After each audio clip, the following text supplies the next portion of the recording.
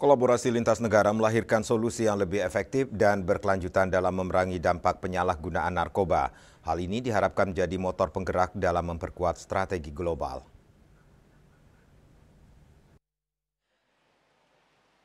Kepala BNN RI, Komjen Pol Dr. Suyudi Aryo Seto di sela ISSUP Regional Conference 2025 di Kuta mengatakan, dalam memerangi penyalahgunaan narkoba, kolaborasi lintas negara dapat melahirkan solusi yang lebih efektif dan berkelanjutan. Di samping itu menjadi motor penggerak dalam memperkuat strategi global.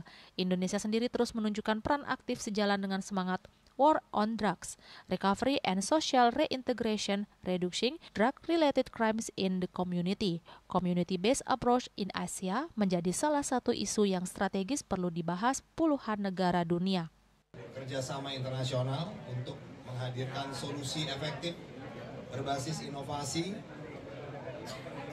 integrasi, dan berkelanjutan.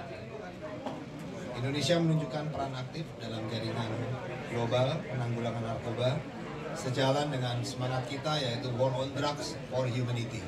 Sementara pada ISSUP Regional Conference 2025 diikuti 48 negara ini menjadi momentum penting bagi Indonesia untuk menunjukkan komitmen dan peran aktif dalam jaringan global penanggulangan narkoba. Rai Swantara, Bali TV.